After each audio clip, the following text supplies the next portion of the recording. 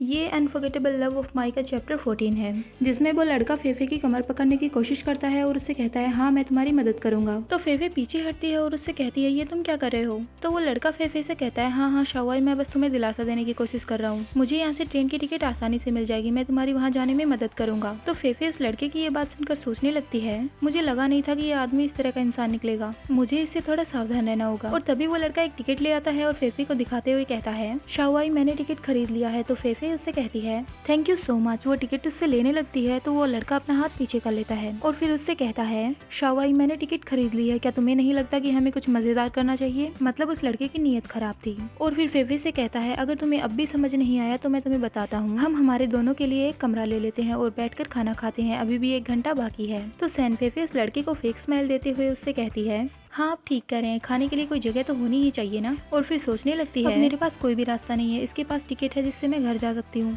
लेकिन मुझे फिर भी इससे थोड़ा सावधान रहना होगा। तो वो लड़का फेफे से कहता है हाँ मेरा यहाँ पर एक पर्सनल रूम है, चलो वहाँ पर चलें। तो फेफे कहती है ओके। तो लड़का फेफे को एक रेस्टोरेंट में ले जाता है। रूम में जाने के बाद वो लड़का फेफे से कहता है जब मैं बाहर गया था तो यही वो कमरा है जिसको मैंने तैयार करने को कहा था, मैंने सोचा नहीं था कि ये कभी मेरे काम भी आएगा। फिर फेफे चेयर पे बैठ जाती है और सोचती है वाह क्या इत्तेफाक है। और तभी वो लड़का फेफे को वाइन दिखाते हुए कहता है फेफे मुझे लगता है कि खाना आने में शायद टाइम लगेगा, हम खाली बैठे रहेंगे, इससे अच्छा हम वाइन पीना स्टार्ट करते हैं। शाओवाई हम उनको थैंक्स बोलते हैं जिन्होंने हम दोनों को मिलाया है। और वहीं फेफे वाइन को देखकर सोच रही है क्या तुम मुझे इन छोटी छोटी चीजों से बेवकूफ बनाना चाहते हो, मैं पक्का कह सकती हूँ कि वाइन में कुछ मिला हुआ है। फेफे उस लड़के से कहती है लेकिन सर मेरा खतरनाक पति मुझे वाइन पीने की इजाजत नहीं देता है, इसीलिए मैं शराब नहीं पी सकती हूँ। तो वो लड़का कहता है जो भी होता है पहली बार ही होता है, तुम थोड़ी कोशिश करो और एक घूंट पी के तो देखो। तो फेफे उसकी ये बात सुनकर सोचने लगती है ये घटिया इंसान सच में बेशरम है। उसके बाद फेफे स्माइल करके उस लड़के से कहती है लेकिन सर आपके कहने पर मैं बस एक घूंट पीऊंगी, ये तो आपकी बेइज्जती जैसा है ना,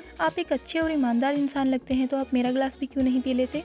उसके बाद फेफे वो ग्लास उस लड़के की तरफ खिसका देती है और उससे कहती है क्या इस शराब में ऐसा कुछ है जो आप नहीं पी सकते हो। तो वो लड़का हंस के फेफे से कहता है नहीं ऐसा कैसे हो सकता है, बस मुझे ये चीज एक बात याद दिला रही थी कि जब मैं छोटा था तो मैंने अपने फादर की वाइन चुराई थी। फिर फेफे उस लड़के से कहती है सब कुछ ठीक है सर, प्लीज इसे पी लो, अब मेरे जाने में ज्यादा टाइम नहीं है। तो वो लड़का सोचने लगता है इस वाइन को पीने के बाद मेरे अंदर और ज्यादा फीलिंग आने लगेंगी, लेकिन मुझे डरना नहीं चाहिए, ये सिर्फ एक लड़की है। उसके बाद वो लड़का वो वाइन पी लेता है। तो फेफे उससे कहती है सर मुझे आपके जैसे हिम्मत वाले लोग काफी पसंद हैं। उसके बाद वो लड़का फेफे से कहता है शाओवाई मुझे तुम्हारे जैसी सुंदर लड़कियां बहुत पसंद हैं। उसके बाद वो फेफे के पास आने लगता है और उससे कहता है मेरे पास आओ और मुझे तुम्हें प्यार करने दो। तो फेफे उससे अपना हाथ छुड़ाती है और सोचने लगती है मैं तुमसे प्यार करूं, मैं सचमुच तुम्हें लात मार के मार डालना चाहती हूँ। उसके बाद फेफे उससे ये भी कहती है सर आप इतनी जल्दी मत कीजिए, मुझे अलग अलग तरीके की चीजें पसंद आती हैं, आप प्लीज बैठ जाइए, बस आज आप मुझे अपनी सेवा करने दीजिए, आपने मुझे टिकट खरीद के दी है, आप ये उसका इनाम समझिए। उसके बाद फेफे उस लड़के को एक चेयर पे बिठा देती है। तो वो लड़का फेफे से कहता है शाओवाई तुम्हें जल्दी करना होगा, मैं और नहीं रुक सकता। फिर फेफे उससे कहती है सर आपके पास क्या यहाँ रस्सियाँ हैं, जब आप हिलते हैं तो मुझे अच्छा नहीं लगता, आप एक जगह बैठे रहिए, आपकी सेवा मैं कर दूंगी। और फिर फेफे लू के बारे में सोचने लगती है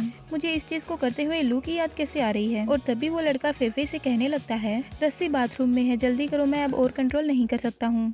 तो फेफे कहती है ओके और फिर फेफे रस्सी लेने बाथरूम में चली जाती है। वहाँ पर काफी चीजें रखी हुई थी। तो फेफे उनको देखकर सोचती है अरे इस घटिया इंसान ने सच में काफी लड़कियों को चोट पहुंचाई होगी, अगर मैं आज इसे सजा नहीं देती तो मैं भी एक बुरी इंसान ही हूँ। उसके बाद फेफे वहाँ से एक हथकड़ी और एक रस्सी उठा लेती है। और वहीं वो लड़का कह रहा था शाओवाई क्या तुम्हारा हो गया, प्लीज सर आप इतनी जल्दी मत कीजिए, मैं बिल्कुल तैयार हूँ। उसके बाद फेफे उसे वो हथकड़ी दिखाते हुए कहती है चलो यहाँ और इसे पहन लो। तो वो लड़का फेफे के पास आता है और हथकड़ी पहनते हुए उससे कहता है ओह मुझे नहीं पता था कि तुम्हें ये तरीका पसंद होगा, तुम जल्दी करो, मुझसे सचमुच और इंतजार नहीं हो रहा। तो फेफे कहती है हाँ हो गया। और फिर सोचने लगती है इस आदमी से मुझे घिन आ रही है और मैं उल्टी करना चाहती हूँ। और फिर वो लड़का फेफे से कहता है ब्यूटी क्या तुम्हारा हो गया है। फेफे ने उसका हाथ बांध दिया था और उस लड़के को चेयर से बांध दिया था। तो फेफे कहती है ओके। तो वो लड़का फेफे से कहता है ठीक है फिर तुम जल्दी करो, अपने कपड़े उतारो और मेरे पास आ जाओ। तो फेफे हंसते हुए उस लड़के से कहती है तुम्हारे जैसा कोई भी इंसान मेरे जूते उठाने के लायक भी नहीं है और तुम ये चाहते हो कि मैं तुम्हारे साथ वो सब करूँ। मैं विश्वास भी नहीं कर सकती कि तुम मेरी बातों के जाल में फंस गए, क्या तुम्हें अंदाजा तक नहीं हुआ कि ये कितनी घटिया बात है। उसके बाद वो लड़का फेफे पे चिल्लाने लगता है, लेकिन फेफे उससे वो टिकट ले लेती है और उससे कहती है मैं तुमसे बात भी नहीं करना चाहती और मैं यहाँ से जा रही हूँ। उसके बाद फेफे वहाँ से जाते हुए कहती है और हाँ अब मैं बाहर जाऊंगी और स्टाफ से कहूंगी कि वो लोग तुम्हें परेशान ना करें,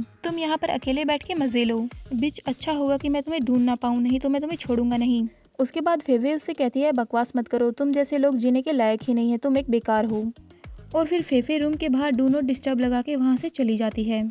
और वहीं दूसरी ओर लू भी ये सब देख रहा था तो उसे गुस्सा आ रहा था। तो लू का सेक्रेटरी लू को गुस्से में देखकर सोच रहा था ये फिलहाल वैसे ही दिख रहे हैं जैसे ये हैं, शायद ये किसी को मारना चाहते हैं। और वहीं दूसरी ओर रेलवे स्टेशन दिखाया जाता है जहाँ पर फेफे ट्रेन में बैठ चुकी थी और फेफे ट्रेन में बैठे बैठे सोच रही है आखिरकार मैं घर वापस जा रही हूँ। और दूसरी ओर वो लड़का चिल्ला रहा था जिसको फेफे ने रूम में बंद कर दिया था। उस लड़के को अपने रूम का दरवाजा खुलने की आवाज सुनाई देती है तो वो कहता है क्या वहाँ पर कोई है, मेरी मदद करो आप जो भी हो। फिर वो लड़का देखता है कि उसके रूम में 5 लोग आ चुके थे। फिर वो लड़का उन लोगों से पूछता है आप लोग कौन हो। तो उनमें से एक लड़का कहता है हम वो हैं जो तुम्हारी जिंदगी चाहते हैं। ये लड़का जो हमें दिखाया गया है ये बॉडीगार्ड्स ग्रुप का बॉस है जिसका नाम हान चांगोंग है, जो लोग ओयोन रुईचन के लिए काम करते हैं, मतलब लू के लिए। इनके बॉस इनसे जो भी कहते हैं वही सही होता है इनके लिए। तो वो लड़का डर जाता है और उनसे कहता है लेकिन मैंने तो तुम लोगों का कुछ भी नहीं बिगाड़ा है, तुम लोग ऐसा क्यों करना चाहते हो, मुझे क्यों मारना चाहते हो। और तभी हान चांगोंग बॉडीगार्ड्स से कहता है उसे ले आओ और देखो यहाँ पर कोई सबूत तो नहीं है। मतलब वो लोग उस लड़के को उठा ले गए थे।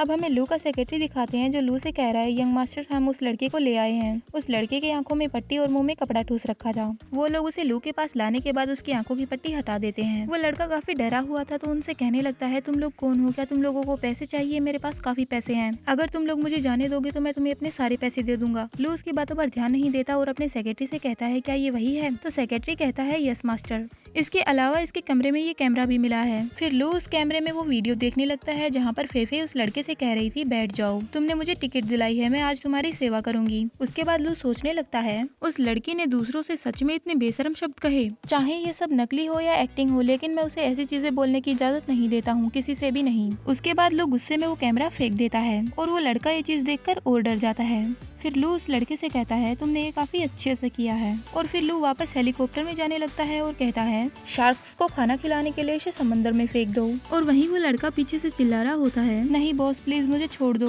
उसके बाद लू अपने सेक्रेटरी से कहता है चलो कंट्री चलते हैं। तो सेक्रेटरी कहता है यस मास्टर। और ये चैप्टर यहीं पे खत्म होता है। Hope you like this video. Bye bye.